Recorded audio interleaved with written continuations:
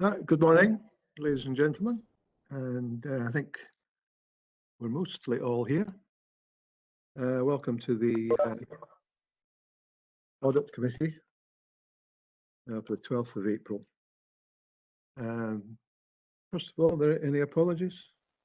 There's no apologies, convener. Item 2 is declarations of interest. Are there any declarations of interest? See no hands. Turning then to item 3, which is the minute of the Audit Committee held on the 9th of November 2020, and that's on pages 3 to 9. Are there any matters arising from these minutes?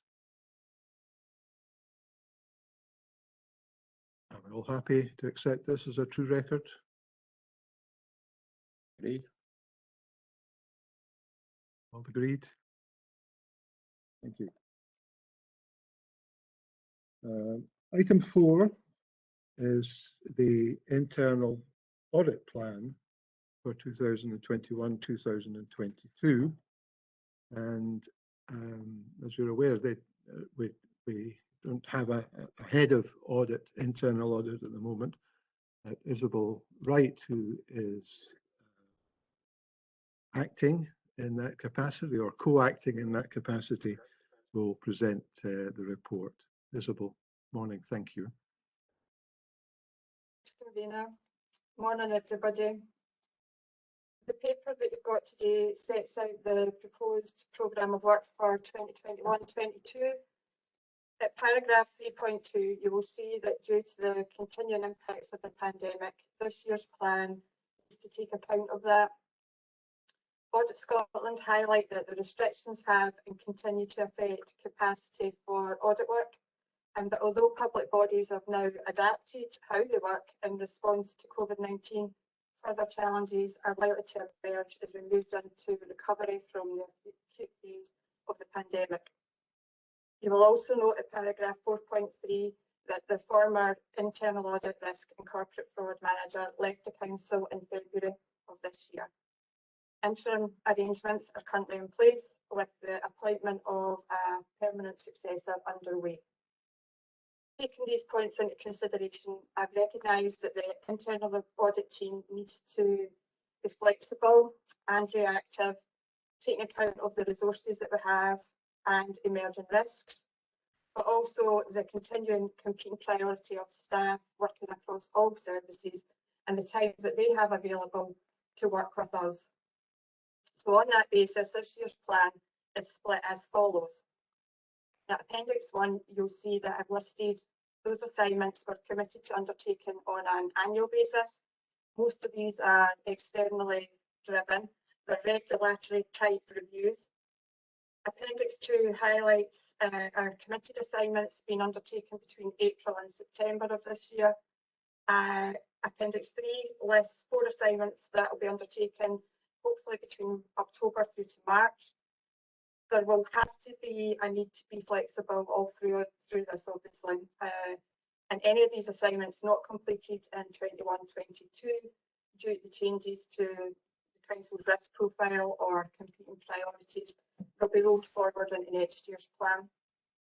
Appendix 4 provides detail around the work we've committed to undertaking for the various other clients to whom we provide services.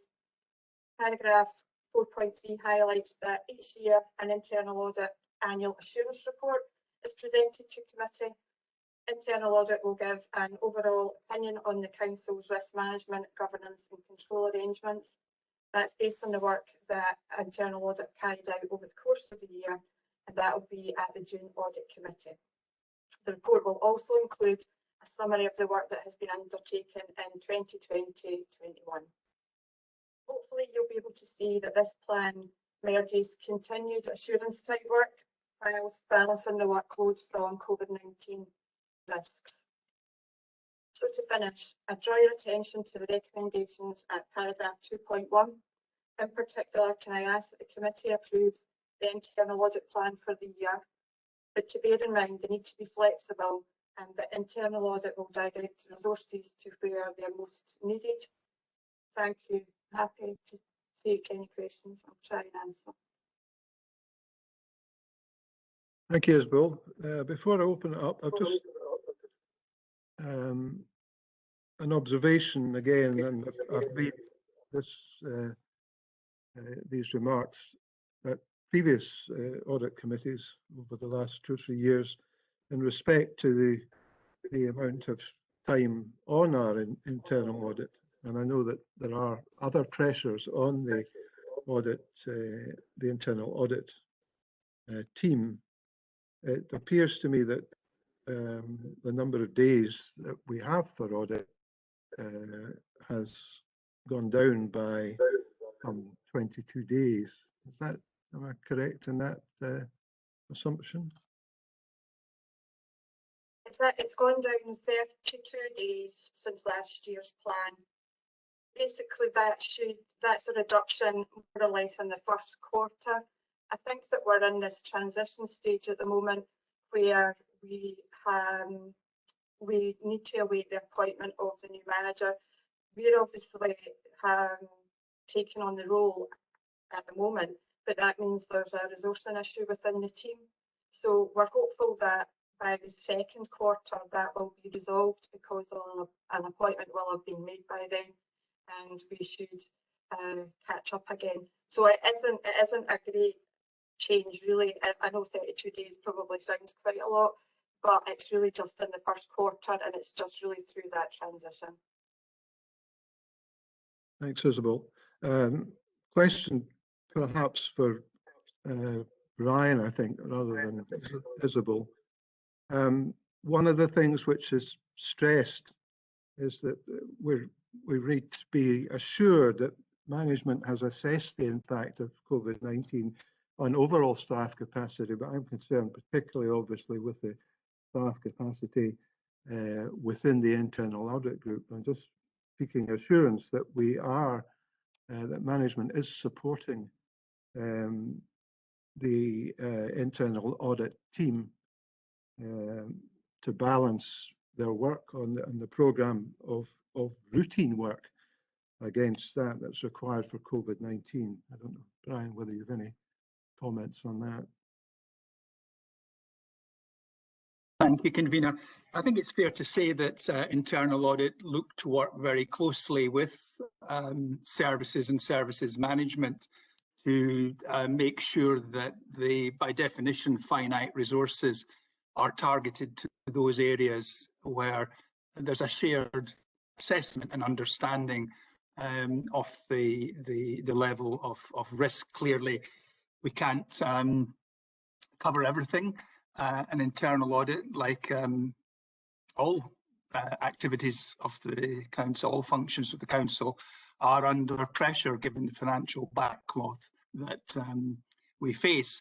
So I think once, as Isabel touched on, the section is up to full resource with the appointment of a manager to replace Gordon, which should take place shortly.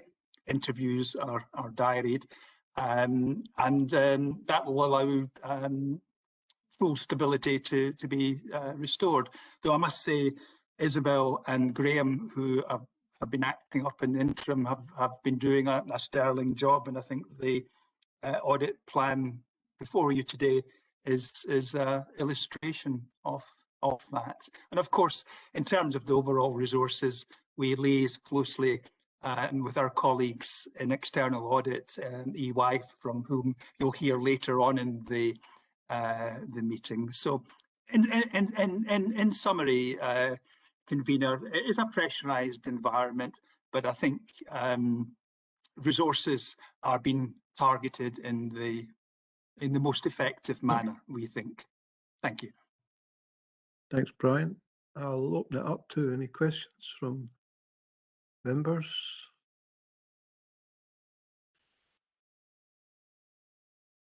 Alan. Yep, thanks, Nigel. Just a couple of quick questions, if I may. Is internal audit a statutory provision? that was my first question. And also, I believe that we charge out for audit services to the likes of Clackmannanshire Council and Strathcarron Hospice being one of the charities that we provide audit facilities to. Is there any other external charities and the like that we provide this, a similar service to, and how much does it actually cost? Thanks, convener. Okay. Grace or Brian wish to answer that, or Brian probably, I think. There are a few external areas that we do provide a service to. I mean, the broad family of the council is, of course, the IJB and the Falkirk Community Trust, but very much chiming with the council's entrepreneurial work stream and reflected in Council of the Future. The audit team have been proactive over recent years in looking to capture external clients, and that includes Strathcarron, which again, there are close associations with the council and indeed the IJB on, but the biggest will be Clackmannanshire Council, neighbouring council, obviously, where we have been asked to provide a service to. And of course, these services are provided on a commercial basis and fully recharged. It may well be that Isabel wants to come in behind me and supplement what I've said, but hopefully that gives Councillor Nimmo a reasonable sense of how those matters are positioned. Thank you.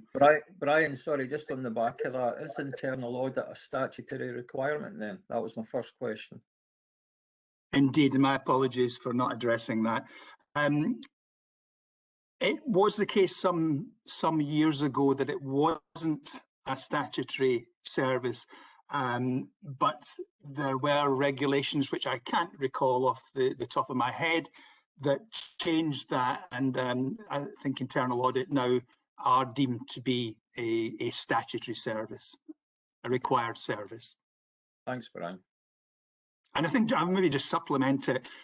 In practical terms, they would have to be there, because I'm sure my colleagues Stephen and Grace from EY would advise that were there not to be an internal audit service, given their own responsibilities, they effectively would feel the need in large measure to plug that gap. So it would come to the same thing in practical terms anyway. Thank you.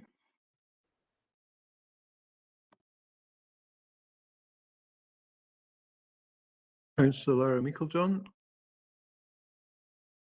Thank you, convener. I've got a couple of questions, and I'm quite happy to give you the questions and then get responses rather than do them one by one. It was around the planned days of activity, and I was just wondering how that has compared over the years, and particularly around annually recurring assignments, but also what is very specific this year around COVID, and is that likely to be something that's going to continue, or will that be a one-off for this year? The other one is a wee bit more specific, and I don't know if this is the appropriate place, but I'm sure people will tell me, is around the introduction of Housing First and the changes to our allocations process for properties, and to whether or not we look into whether we have a robust process that isn't disadvantaging others, that by implementing that Housing First, that it's aligned with our allocations policy, that's not causing disadvantage to others that are on our housing list awaiting under priority. It may not be for audit, it may be something that goes into particularly the housing domain, but I do wonder if that's something that we need to be considering going forward. And I think that's kind of it just now, convener. I'll have a go with the first one. I might not be able to help you very much with the second one. other than to say that if there's any changes in procedures, internal audit are always available to be involved at that early stage in terms of looking at the process and providing some kind of validation or assurance at that point. We're also always happy to come back and look at processes after the event to see if we can help in any way. But back to your first question, over the years, for example, the annual recurring assignments, that actually hasn't changed. In that figure in the plan, that also includes consultancy work and our outstanding recommendations. So it looks, if you looked at it last year, it would look like a different number of days, but it's just that includes all of that, because together that is what we have to do on an annual basis. So that hasn't changed as such, because these things recur and they always have to be done. So we try to give the same amount of time towards them. In terms of COVID-19 related work, you'll see from the plan that we have 3 very specific audits there that are relating to COVID-19. So they are around the spend that we have, around the business grants, and about the monies that Falkirk Council are responsible for as well. So that could be community funding. So you'll see on page 18, there are 3 very specific COVID related audits there. But in addition to that, I would argue that some of the remaining audits that we've got in place also have a COVID-19 slant. Like, for example, payroll, so changes there that we have had to initiate over the last year. We're going to look at payroll and see how those things have worked over the last year. So that will also look at the changes that they've made as a result of COVID. The IT and information security governance one is also very key to see how we've dealt with that in the last year and if changes have been made or should have been made to the policy. So we're going to look at that. There's one there on Legionella. Again, we have a high risk which is around failure to provide a safe environment for employees and visitors. So obviously getting all the buildings back into play means there's actually a risk there. We have looked at Legionella before, about 2009-10, so it's opportune really to look at it again as a result of COVID and the buildings being closed and reopening. The other final one I think that we would have a COVID slant on is the one around fleet management and monitoring. So that's around additional vehicles that have been taken on in the last year and looking at the business need for those and checking that there was analysis done before we instigate additional cost. So hopefully you'll see that a lot of what we're doing has a COVID slant. And the final part of that question, I think, was, will that continue? I think most certainly yes. This isn't going to be a quick recovery. We're going to see this for a while yet in terms of the changes that have been made, the additional controls, changes to controls. So yeah, hopefully that answers. And the second part, Stuart, Richie. Yeah, thanks, convener. When education, when the executive committee agreed our new housing allocations policy, probably around this time last year, there was a commitment that we would report back in the autumn of this year on how year one of that new allocations policy had gone. So I would expect the type of issues that Councillor Meikle-John raises to be included in that report, which will come back to the executive sometime in the autumn of this year. You content with that? Yeah. I have Councillor Reid. Yes, thank you, convener. Like Councillor Meikle-John, I'll list the questions first. I have, I think, 4 altogether. Under other client work, that includes Falkirk Community Trust, which has been taken back into council with effect from April 22, I think.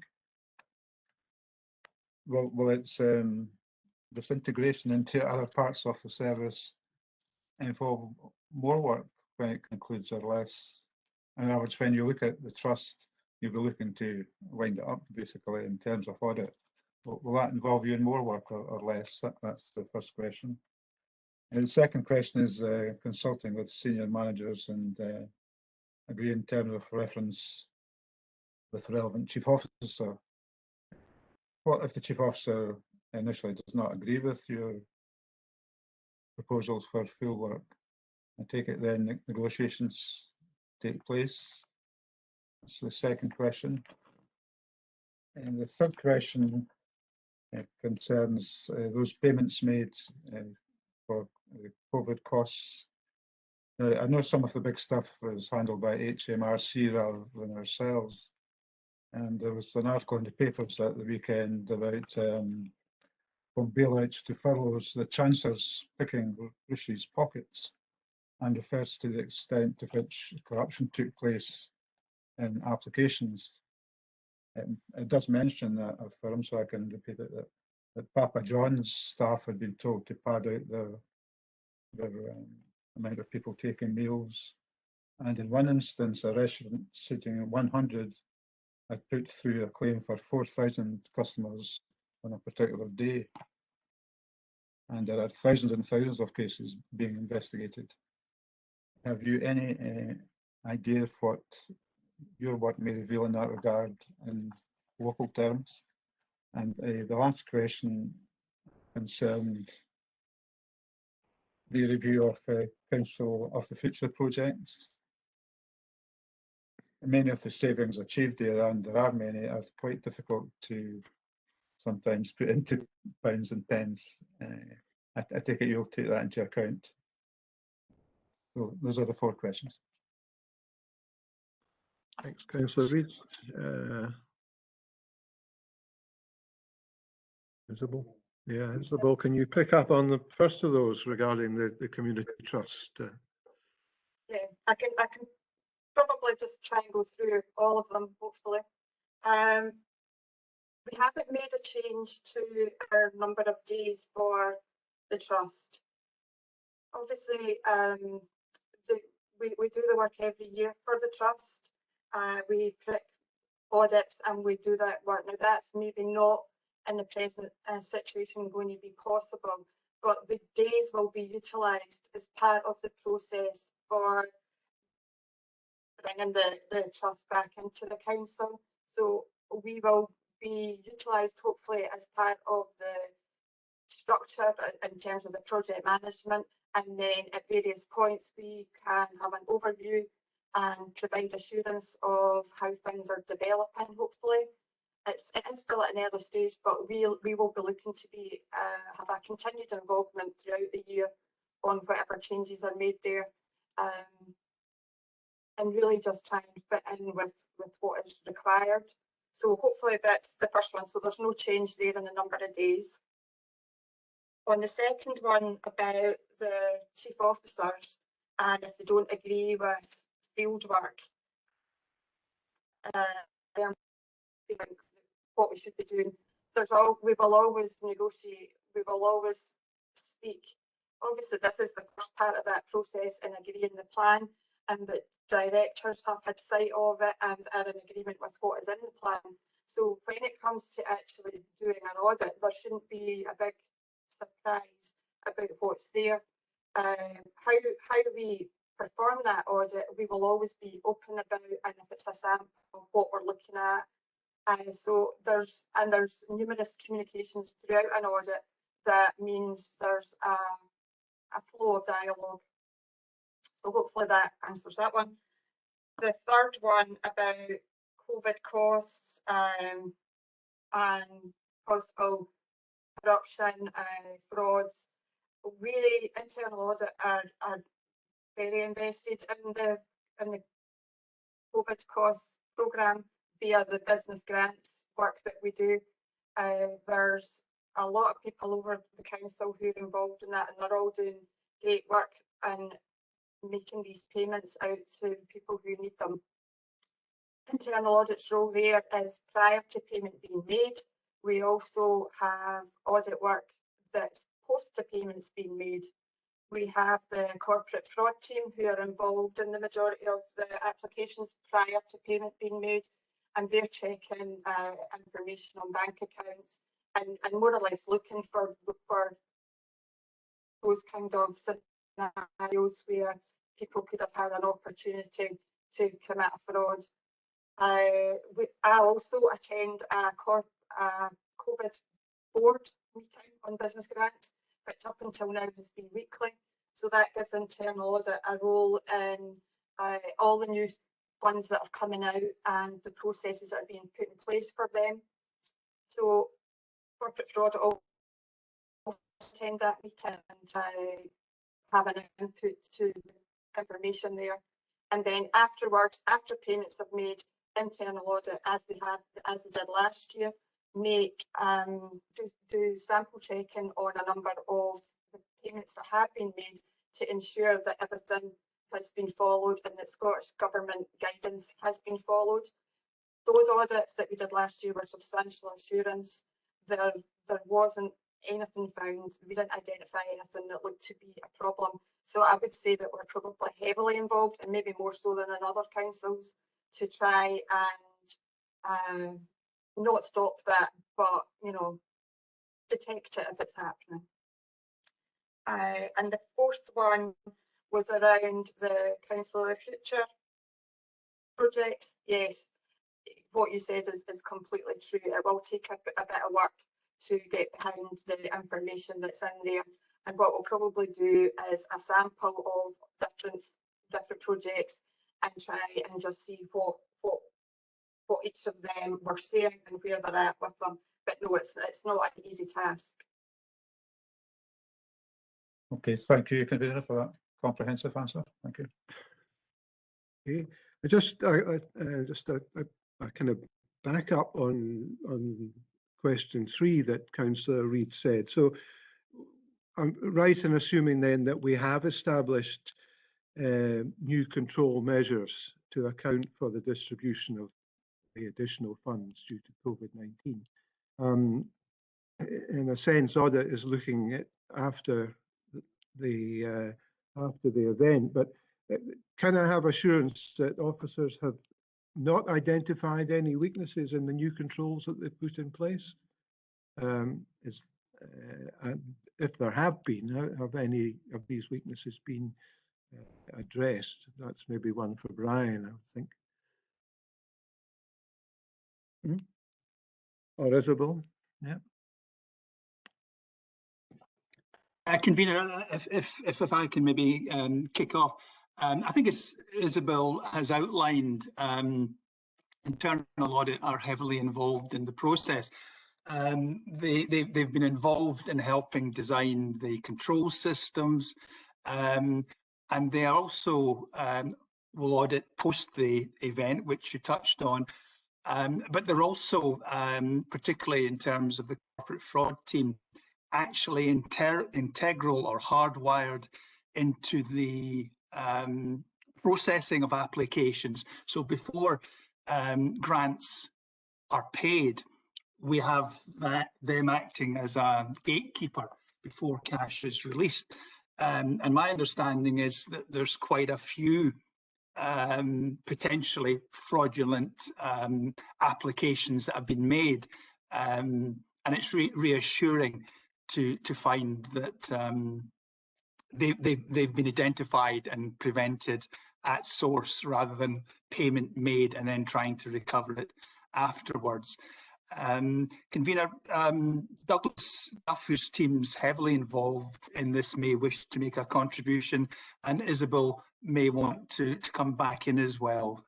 But I'll stop with those comments, Convener. Thanks, Brian. Douglas, you any? Probably just to supplement the comments that have been made by Isabel and Brian, that there are quite comprehensive arrangements in place for checking the applications that have been made by businesses. There have been the odd submissions where potential fraudulence has been noted and has been prevented. Our business advisors work very closely with businesses around the area and tend to have a a sense of those businesses that are valid and are genuinely in need, and can often spot those that are, potentially fraudulent. So they tend to have their ear to the ground on these things, and I think that's been helpful in the course of this. But I would certainly, want to welcome the support that Isabel and her team have offered to this. It's been an important means of reassuring the Scottish Government about the basis of administering these grants. Thanks, Douglas. Isabel, any Yeah. final remarks there? I think the way the COVID board meeting works, which, as I said earlier, is weekly and is just about changing to fortnightly, that brings all of the staff together over all of the different funds, and it's been vital. It has worked really well because it allows people to discuss the various funds. They can discuss individual applications in case there is a discrepancy across the funds, because obviously if you meet the criteria of one, you may not necessarily meet the criteria of another. And I think from an internal audit point of view, what's come through that board meeting is the willingness to try and ensure that businesses are being as best supported as they can, and by that, via the best means possible in terms of which fund is going to be of the most use to them. So that has been instrumental, I think, for the whole process. Also, the other thing I would add is that there is a lot of national information and bringing together. They are provided almost on a daily basis with potential frauds over nationally. So every council who have had potential issues or maybe have been caught out or have caught them before then are shared. So there's definitely a lot more information out there in terms of trying to capture that information and prevent it from happening somewhere else in another council. Thank you, Isabel. Does any other member have a question or any further questions from those who've already asked? No? So are we happy, therefore, to approve the recommendations under 2.1? Agreed. Thank you. And can I thank Isabel and their colleagues in internal audit for the hard work in very difficult times.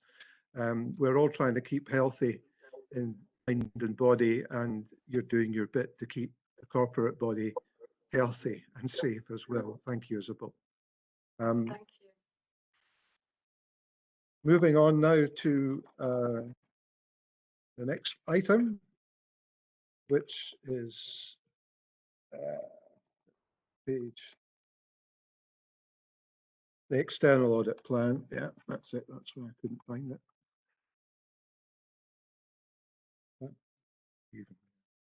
Is the annual audit plan from our external auditors, Ernst & Young, and that's to be presented by Stephen and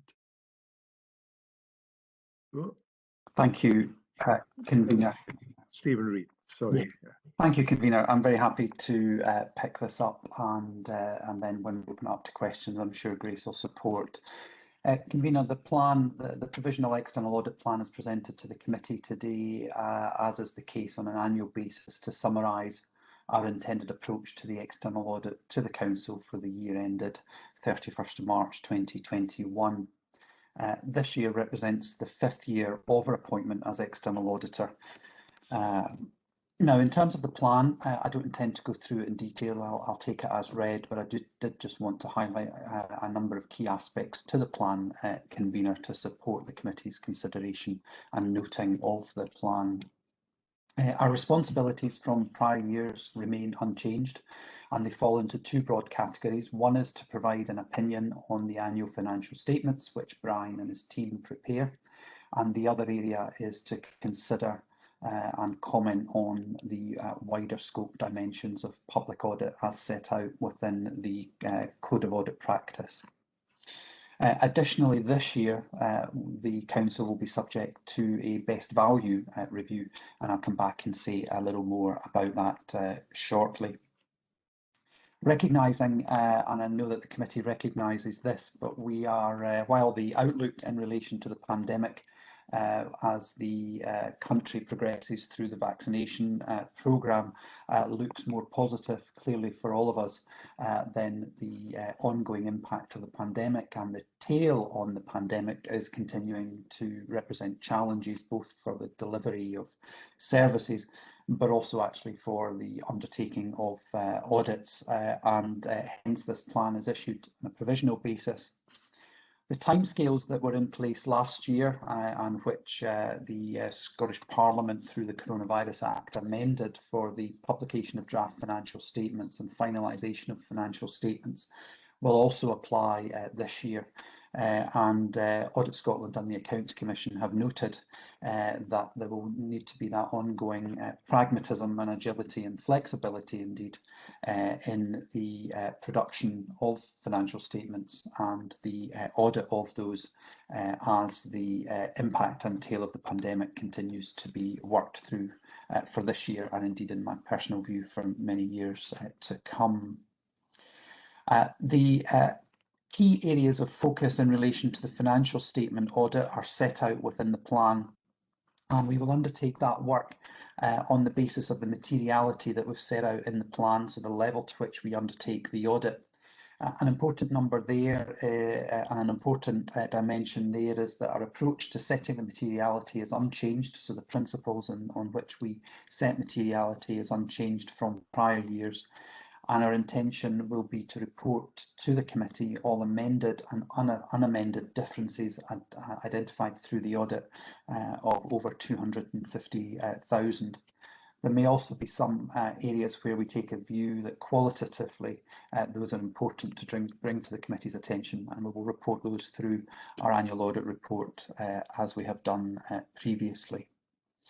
In respect of the financial statements, our key areas of focus will be on the risk around revenue and expenditure recognition, and particularly this year in relation to the COVID-19 grant income streams, consideration of the accounting, the presentation and disclosure, and also the governance processes which the Council has put in place around those.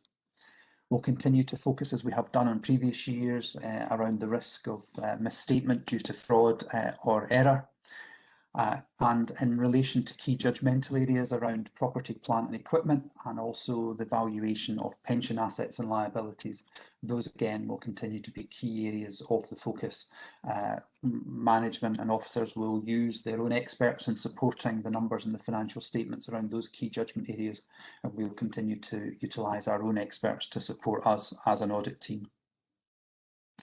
In relation to the wider scope dimensions, convener, there are two key areas of focus I wanted to draw to your attention, and the full detail is set out within the provisional audit plan before committee today. Firstly will be our focus around financial sustainability and the progress the Council is making there, particularly taking into account the impact of the pandemic and the Council's updated medium-term financial plans, risk assessments and the delivery of savings, together with any intended use of any of the fiscal flexibilities which Scottish Government have made available. And then in relation to financial management, our focus very much will be around fraud and corruption in procurement, with a focus building on the work that we did last year and following up on the recommendations which we made last year in relation to the Council's arrangements around fraud and corruption and whistleblowing. As part of the Accounts Commission programme for Best Value, convener, this year is also a year where we'll be working with colleagues in Audit Scotland, joint team to undertake a best value review of the council, and members will recall that when the current framework was approved by the Accounts Commission some 5 years ago, the intention was that each local authority across Scotland was subject to best value once within the 5-year appointment term. So 2021 sees the council being captured for that review this year. We're in the process, and in fact we have a meeting later today with senior officers at the council to discuss the best value review with a view to finalising the scope of that, and over the next week or so, following discussions with the interim controller of audit, my intention would be to write to the chief executive following the discussion today to, as I say, to finalise the scope. The reporting time frame is still to be finally determined in terms of when the report will be going to the Accounts Commission, but that is likely to be towards the end of this calendar year, although still subject to finalisation. Importantly, the work that we do through the wider scope dimensions will also reflect the key messages through the best value review, recognising that synergy and approach. And the best and our annual audit report will reflect those messages, and the likely timing of that will be reporting, again subject to my introductory comments around timing, around September, October time, as agreed with management in relation to the overall timetable for the audit. Convener, very happy to pause there and take any observations or comments on the provisional audit plan for the year.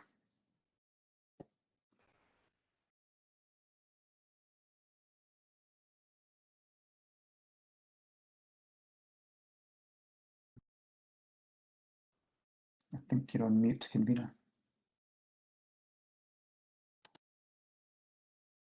Say I'm on mute. I had one question.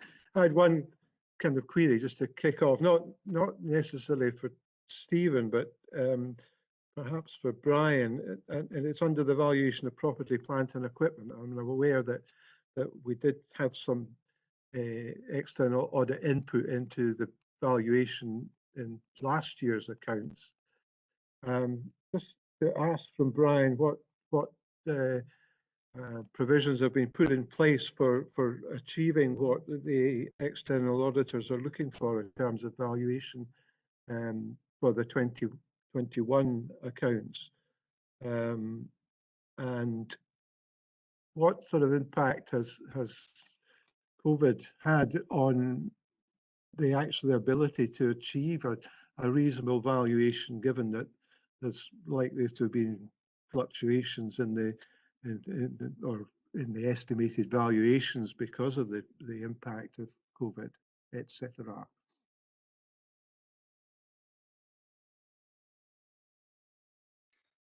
Thank you, Convener. On the valuation, Steve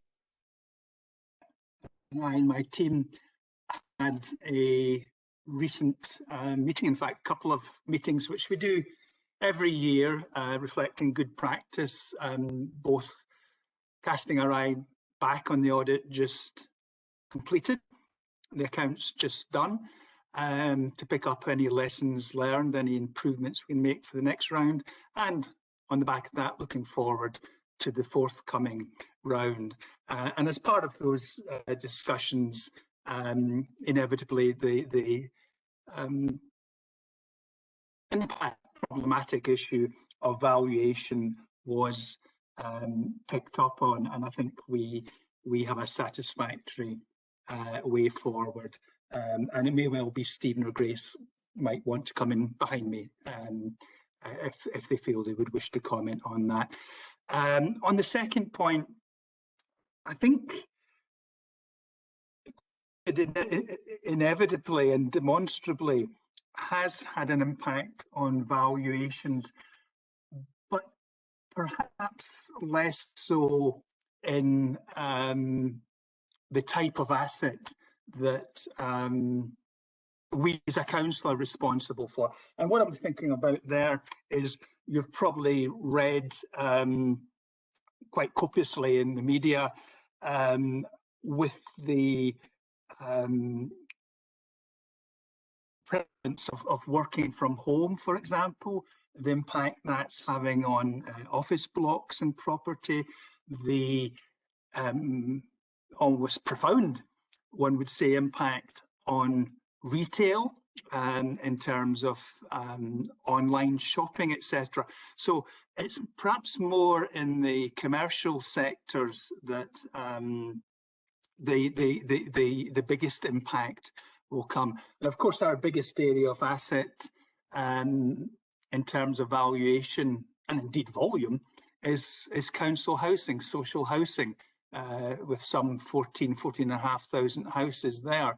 So that's not going to be impacted particularly, I would suggest, by COVID.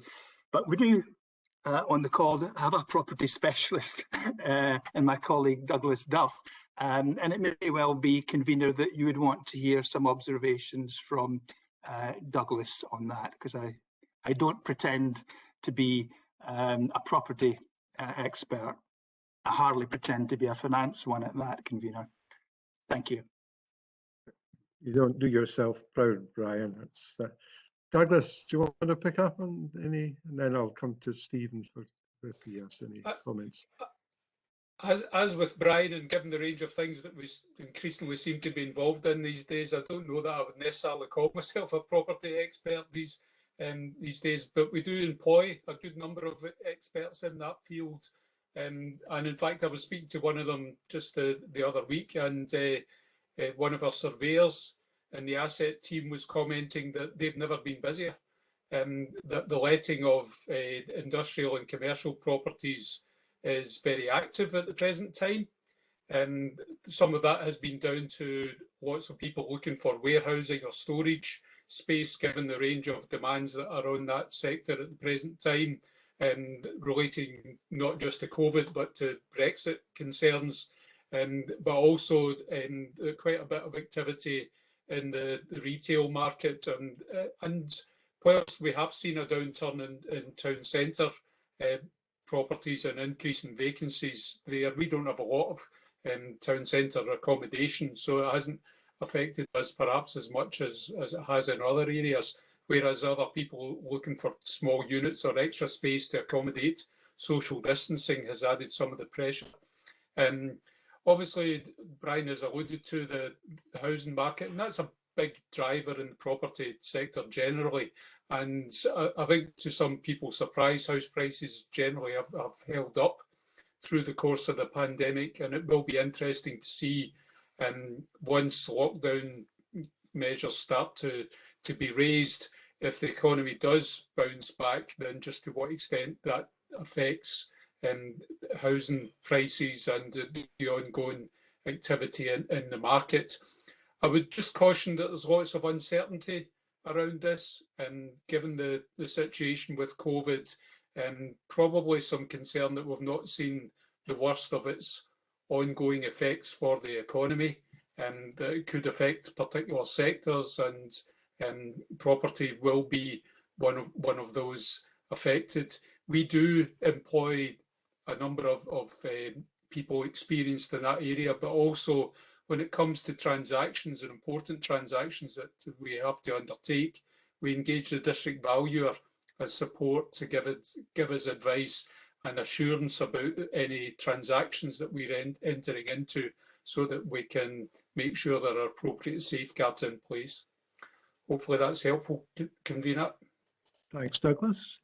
Stephen or Grace, do you want to come in on that? I'll try. I don't think my laptop likes WebEx. All I was going to say is that, as Douglas was saying, it is really complex. It's complex for us as well. So we engage our property specialists as well in the valuations. One of the big differences that we've made this year is that we've got those draft valuation reports already. So we have them ready to send to our property specialists really before any of the actual final fieldwork starts. So we hope that will help quite a lot in terms of the pressure on teams and timescales for this year. Thanks, Grace. Have Councillor Reid, yeah. Matt?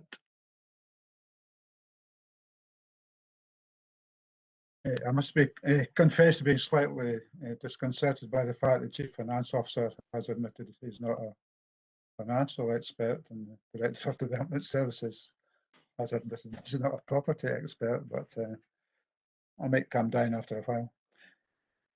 Throughout the report, there's mention of fiscal flexibilities.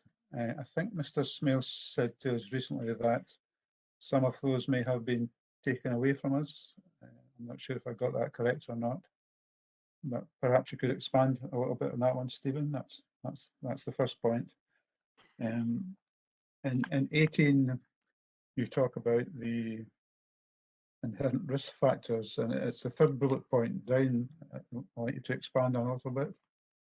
That's the existence of possible constructive obligations created by political statements and so on. And on page 20, there's reference to the use of specialists. I take it that's incorporated in your fees and is not an extra when it's called upon. And the final point is page 25. I think in your last report for 1920, you expressed some concern about our reporting, and I wondered if you could expand a little bit on that one as well. So that was pages 25, page 20, and fiscal flexibilities. Thanks, Councillor Reid. Stephen, I think let me have a go, and then I'll maybe ask Grace to come in as well and deal with some of those. And Councillor, please, if I haven't dealt with all of the questions because I was struggling to keep up with you, then please do just shout. In relation to the fiscal flexibilities, clearly that's an area that has been developing. So the statements in the plan are very much to understand where the Scottish Government is with those, where COSLA is with those, and then where the Council intends to access any of those, indeed whether it does intend to access any of those. And we've had some discussions with Brian and with Kenneth and Stuart through the planning process. So it's very much just I suppose a page holder to say that we will review those as appropriate from those perspectives. One of your other questions was in relation to specialists and fees. Yes, that's included, and there is an assumption in there in terms of a level of support through our specialists.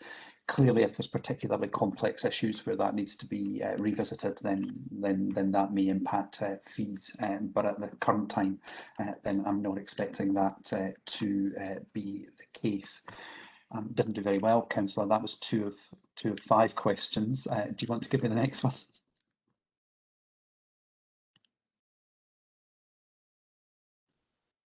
I think there may only have been 4 anyway, but I think I'm not very good at counting, so that. Well, at least you went up the way instead of down the way. Page 18, there's reference to inherent risk factors, and it's the third bullet point down, and it refers to obligations created by political statements or past practice where we carry out duties not required by law. Just a little explanation of that. Yeah, so I can't find the reference in the report too easily. I think I've got different page numbers, but in general sense, Councillor, that refers to where there are any statements made which could, for example, create under an accounting framework a constructive obligation that would need to be taken into account both by officers in the production of the financial statements and then also by us. So, you know, in terms of some of my wider portfolio, we see that elsewhere, particularly in some central government bodies where there are commitments made by the Scottish ministers, and therefore that has a consequential impact on the accounts of those entities from time to time. Right, okay. And I think the 4th point was that of reporting. I think your 1920 report expressed a little concern about the Council being short in that regard. Yeah, I think we made, in terms of reporting for 1920, I think we made two observations in two key areas around reporting. One was in relation to performance reporting, in relation to value for money, and maybe Grace wants to say something more about that. And then the other area was in relation to whistleblowing and fraud, where we made some observations around the reporting arrangements to Audit Committee. And I know there's a paper coming next, which I won't steal Stuart's thunder for that. Those were the two key areas where, obviously, in relation to performance audit, we've got specific responsibilities around statutory performance indicators, and we'll be ensuring where the council reports on those that's appropriate and in line with the guidance. And then in relation to the whistleblowing, that follow-up review of the recommendations that we made, and clearly the paper that Stuart's got next that sets out the time frame for the council reviewing reporting and a number of supporting policies around the whistleblowing and fraud arrangements will be an important element of that. Okay, thank you, Stephen. Thank you, Convener.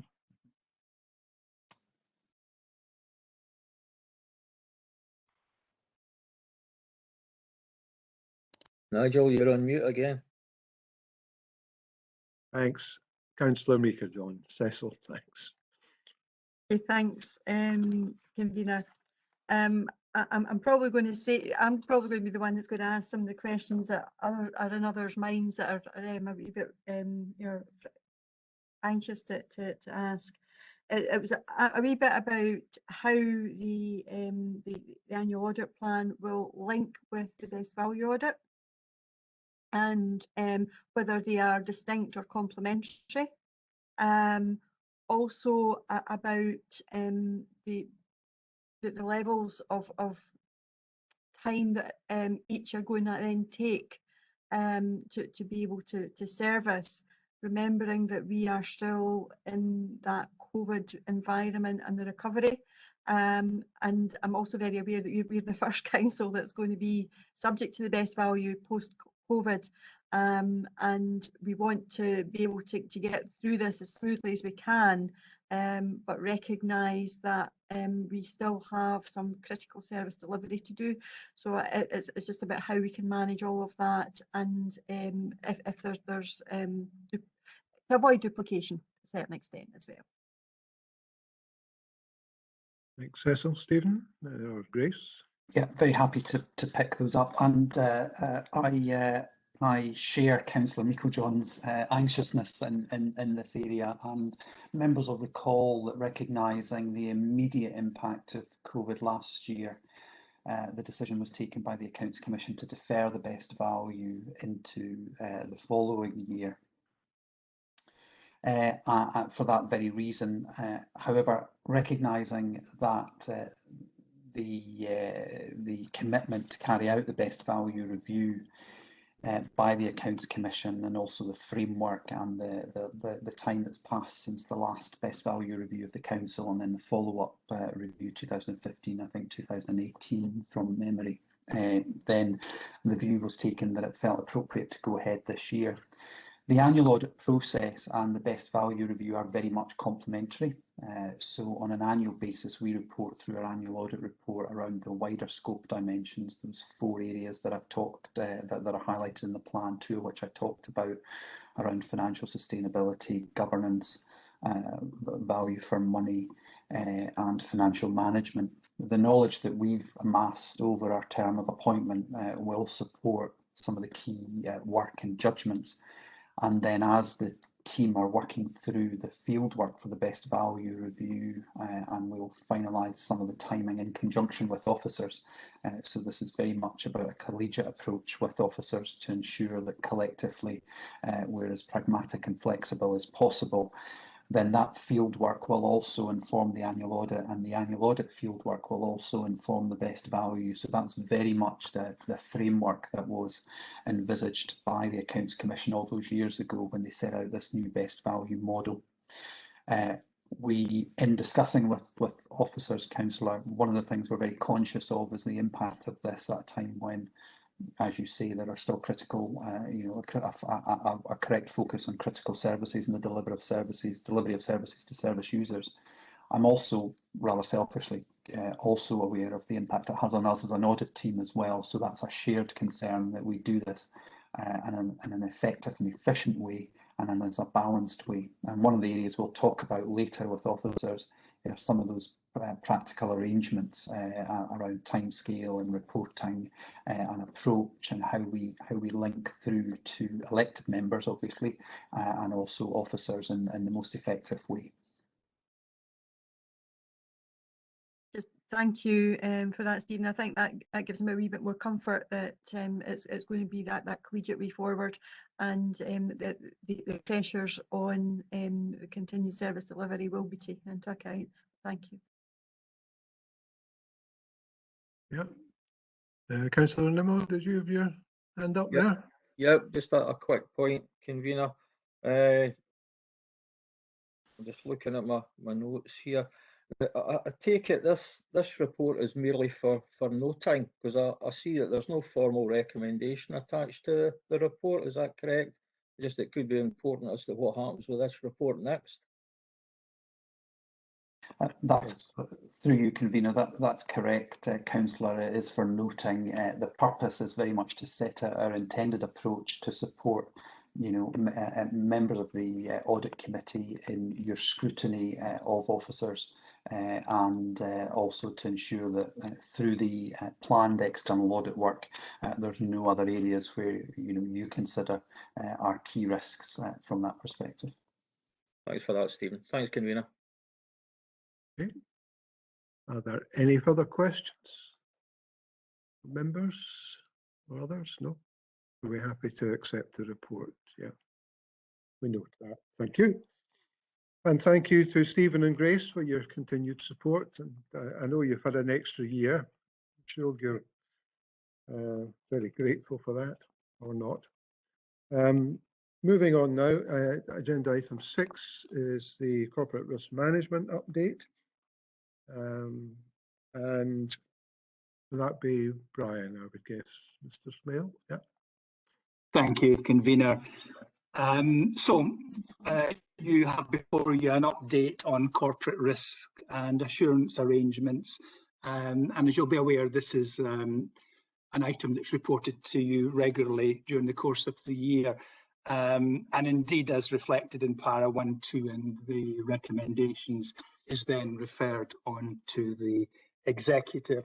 The cover report itself is quite short and concise, with the detail sitting in the appendices behind it.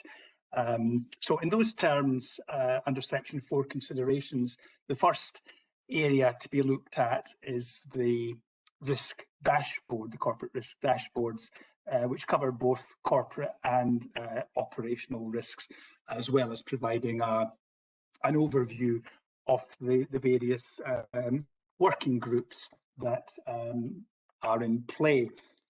Para 4.2 draws your attention to some areas of limited assurance, and self-evidently these are areas in need of further work and attention, and the relevant officers dealing with risk are liaising with the appropriate services to take that forward.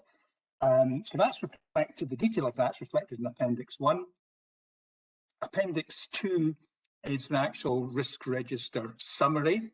And perhaps just to draw out, as noted in para 4.4, that the details are broadly the same as previously reported, so there's no significant movement reflected there. An important subset of that is COVID, which obviously is featured at several junctures in our meeting so far, and maybe just to particularly draw your attention to para 4.6, where a review report on COVID, bringing the various strands together, will come before members in the near future. And the final appendix is just dealing with the improvement plan and performance indicators. So with that, convener, I'll return to the recommendations. As I say, the report itself is very much an overview, the proverbial devil's in the detail, and that sits in the 3 appendices. Thanks, Convener. Thank you, Brian. I just got one observation to make. I mean, there's little change in the corporate risk register from the one which we looked at back in September. I think there's a few highlighted in yellow where there have been some recent changes. What did strike me is that we did make a major decision at Council in January with regard to Folk Community Trust and bringing that back in-house. And I wonder whether we shouldn't have an item of specific risk management within the register for that, given the kind of financial costs, the risks around staff and that sort of thing. I don't know what your view would be on that. We have individual items for things like not delivering our 1140 nursery provision and that sort of ilk. I would view that as being quite important and on the table for scrutiny as the process goes through. Any comment on that? None other than to concur with your observation, Convener. It clearly is a significant change. There is risk inherently attached to it. Members have a particular interest and focus on it. And I think it proper that that should be specifically and discreetly identified within the overall document. So we'll make the appropriate change, Convener, to reflect your observation. Thank you. Right, that's excellent. Open to members. I know that Councillor Reid had or Councillor Meacher-Jones got her hand up first. Thank you, Convener, and I don't know if this is the most appropriate place to raise it because it might be links to others on the agenda, and particularly the next item is around our risks around home working and continuing to have that blended model going forward, and making sure we've got all the policies and practice in place to ensure that our staff are safe, but also the business of the organisation is safe. And yeah, I hesitate to link it to the next report, but I think there's maybe something in that that may make sure that we are robust around our practices to ensure that the integrity of the organisation is maintained, although people are working from home in that more remote environment. It may cover a number of areas, but it was just something that I think there's a risk there that we need to make sure is covered and mitigated. Who would like to pick up on that? Maybe initially, Convener, noting what the leader has said. On page 27, there is a risk category, HR management and workforce planning. And I would suspect that, given that's quite a wide title, the areas being mentioned would sit under there. But it's again a valid point that's been made, and it may well be my colleague Mr. Ritchie with the mention of HR might want to come in and make any observation that he may feel appropriate. Thank you. Thanks, Brian. Stuart, you want to come in there? Yeah, thanks, Convener, and Brian's right. That's where the risk would be picked up in that particular indicator. One of the things that we've been doing probably on a kind of 6 monthly basis over the course of the pandemic is doing a survey across our colleagues on a number of things, just the practicalities of home working, so technology, furniture, etc., but also on mental health too. And the product of these surveys, together with some listening events that we've been doing, we build into an action plan that we take forward as a joint group of managers and employee representatives. That's not just the trade unions, but employees, I'll say from the body of the Kirk, across the council. Thanks, Stuart. Again, just an observation from myself. One of the things which comes out quite strongly in the Audit Scotland guidelines, which came out in August, in respect of home working, is the matter of cyber security. It's all very well if you're sitting in the council offices and protected by the firewall, but when we're all on different Virgin or Sky Mobile or whatever it is, have we got assurance that those who are home working, that we have got all the measures necessarily in place to protect us against cyber security? I don't know who's the expert in cyber security. I'll pick that one up as well. Convener, so cyber security, funnily enough, is really important for us, and is one of our top risks that we look at. So we're consistently updating what we have as our firewalls to ensure that our cyber security is as robust as possible. A number of learning points came out of cyber security attack on SEPA just around Christmas time. So getting all these kind of good lessons built into what it is that we do, a good relationship with the digital office for Scotland as well. So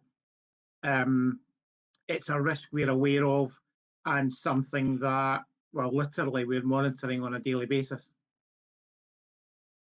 Thanks, Stuart. Councillor Reid, got the hand up there. Yes, thank you, Convener. Just a few questions. That there's a failure to properly discharge equalities duties. That's regarded as mutual. And I noticed that on page 27, it's applied to children's services and corporate and housing services, but not to the other two services. I wondered whether that was the case. Secondly, and this is my last point, I look at this list of groups and boards on page 28, and it makes my eyes water somewhat. Have we ever considered a bonfire of groups and committees and partnerships, or joining some of them together, or indeed abandoning them if their shelf life's been exhausted?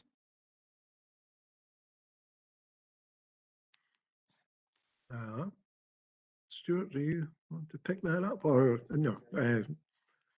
Chief Executive Kenneth, good morning.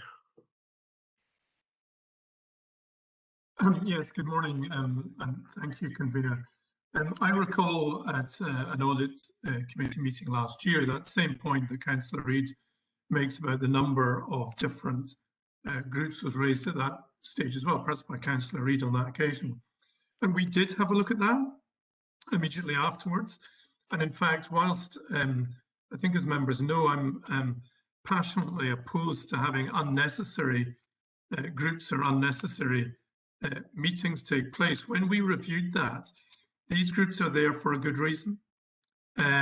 What's important, I think, is that we maintain an overview of that and we change it so as necessary. So I suppose one of the most obvious cases at the top of that list, we've got the group looking at Brexit, and a time will come when that is no longer necessary. But we did have a pretty thorough look through that, and there weren't significant rationalizations that we could make.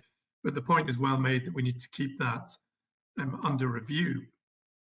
Just in terms of the question in relation to equalities, obviously an exceptionally important issue, and I think one which is a concern for all of us, and I guess particularly post-COVID, given that COVID has exacerbated an issue, existing inequalities.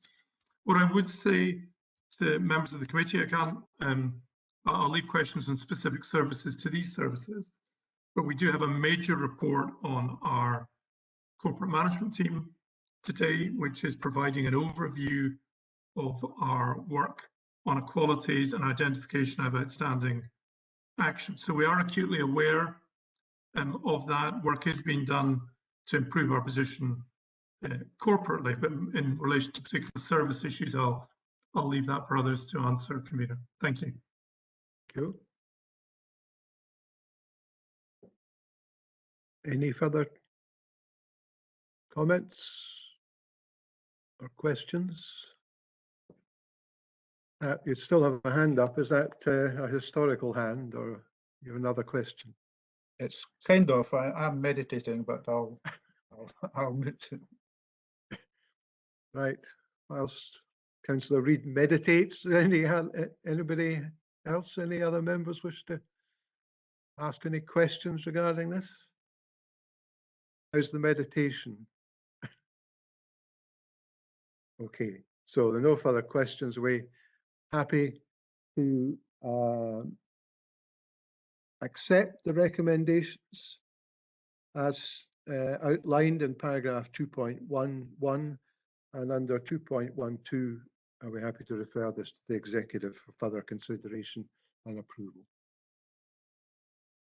We all agreed? We are agreed. That brings us to the final item 7, which is a review of the whistleblowing and fraud investigation procedure. And would it be Brian? Stuart, be Mr. Ritchie to present the report. Thank you, Convener. Members will recall the recent annual audit report our external auditors submitted to Council in February, and there's already been a couple of references at the meeting this morning to that report. Included within the recommendations were 2 that relate to the framework within which we look at fraud allegations and then any investigation that follows. The recommendations also include how we report fraud matters to this committee, and this will need to reflect the sensitivity of fraud matters. So the report before members this morning sets out how we plan to take forward the recommendations from EY set out in that report in February. And our intention is to do a significant amount of work in order to bring a report back to this committee in June, which will address the recommendations in that EY report.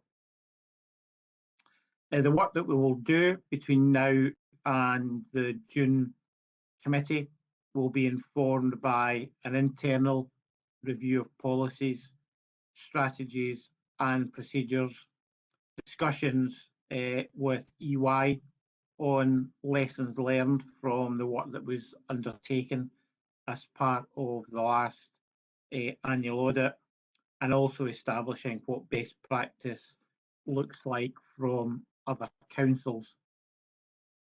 Work has already commenced on reviewing what we do and how we can improve. Internally, we've undertaken a lessons learned debrief session, and a few weeks ago we had a similar exercise with EY. Thankfully, we're thinking along similar lines. Between now and the report in June, a number of documents need to be reviewed and updated where necessary. These documents are set out in section 3.1 of the report and include our whistleblowing policy, our anti-fraud and corruption strategy, financial regulations, contract standing orders, code of practice, and register of interests and gifts. Members will appreciate that there's a significant amount of work to be done in such a short period of time. The recommendations, Convener, are set out in paragraph 2.1 of the report, and that is that committee is invited to agree that a review is undertaken consistent with this report, with the outcome reported back to this committee in June. And I'm happy to answer questions that members have. Thank you, Convener. Thank you, Stuart. very welcome paper, this, given was prompted by our recent, I'm going to call it a scare, but our recent experiences. And clearly time for us to get on and update the policies, which were last considered in 2014 and 2016. So very timely report, and obviously a tight time scale to get all the work done between now and June. But I think this is a vitally important bit of work that needs to be done to safeguard our organisation. I'll open up to any members who have any questions.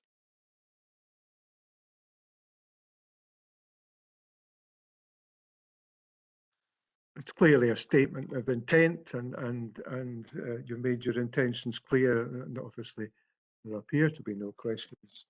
We therefore can assume that we're happy to agree that the review is undertaken consistent with this report and the outcome reported back to the Audit Committee in June of 2021. Are we agreed? We are agreed. Sorry, Cecil, happy to agree. Thank you. And that brings us, I think, to the end of the meeting. Thank you all for attending and for your contribution. I think we can all now go and enjoy a bit of a crisp spring afternoon in the garden, or if you're not busy doing other things. So thank you again. Goodbye.